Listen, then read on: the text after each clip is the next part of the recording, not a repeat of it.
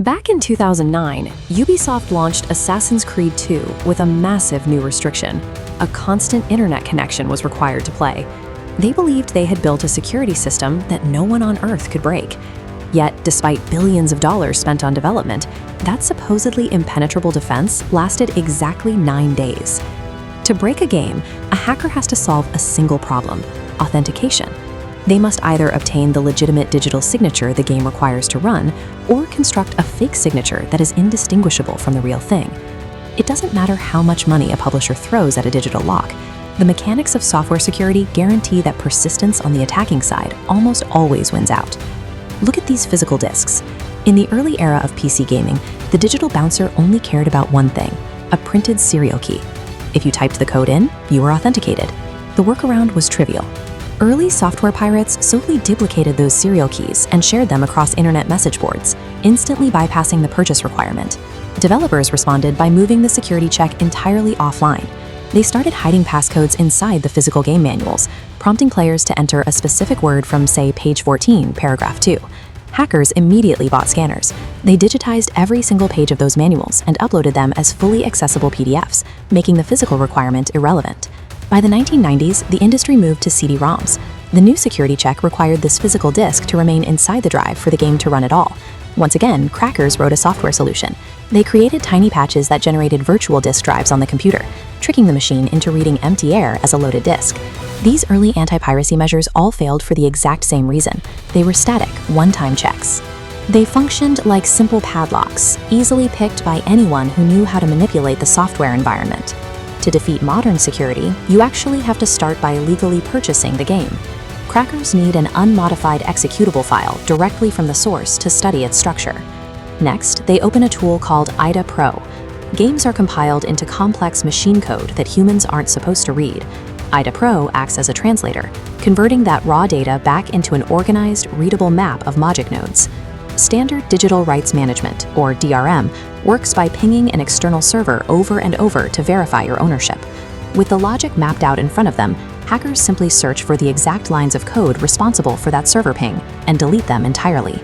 Against standard DRM, cracking is a straightforward search and destroy operation targeting a few specific instructions. But there is an anomaly in modern security called Denuvo.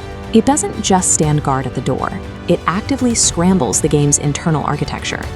Denuvo injects fake code paths, junk data, and hidden traps directly into game files, turning a clean logic map into a maze. It also monitors the computer. Detecting reverse engineering software or memory tampering instantly scrambles the code. If a player manages to bypass the initial checks incorrectly, the software sabotages the experience. This is why early pirated versions of Grand Theft Auto 4 suffered from spinning cameras and cars accelerating wildly out of control. Denuvo turns the game against itself, sabotaging its own performance to punish anyone attempting to bypass its encryption. To keep the real code hidden, Denuvo uses dynamic decryption. It only unlocks tiny fragments of the game exactly when they are needed, like the exact moment a specific cutscene begins. The only way around this is exhaustive. Hackers manually play every single mission, load every save state, and trigger every unique animation to force the game to expose its code. As decrypted fragments appear in temporary memory, hackers grab these chunks before they vanish. Then comes reassembly, stitching fragments back together while meticulously discarding Denuvo's fake code. Leaving even one fake line behind causes the game to crash. Defeating modern security requires monumental patience and brute force labor. It proves that no automated defense system is entirely immune to human persistence. The groups responsible for these cracks operate with studio-level organization. They divide labor between reverse engineers who deconstruct the code, testers who ensure the bypass works on different hardware, and packagers who compress the files for global distribution. For them, it is an intense race. The moment a protected game launches, these groups compete to see who can be the absolute first to break the release. But there is a deep irony here. These elite reverse engineers understand digital architecture so thoroughly that major game studios frequently hire them to build better defenses. This infrastructure has transformed the cracking scene into a permanent shadow industry, running parallel to the legitimate studios it targets. This ecosystem also creates an unintended benefit: preservation. Piracy has kept older classics alive, allowing millions to experience games they otherwise couldn't afford. There is a growing sentiment among players that if buying a digital copy isn't true ownership, then piracy isn't stealing. Yet these massive digital worlds still require years of intense human labor to build.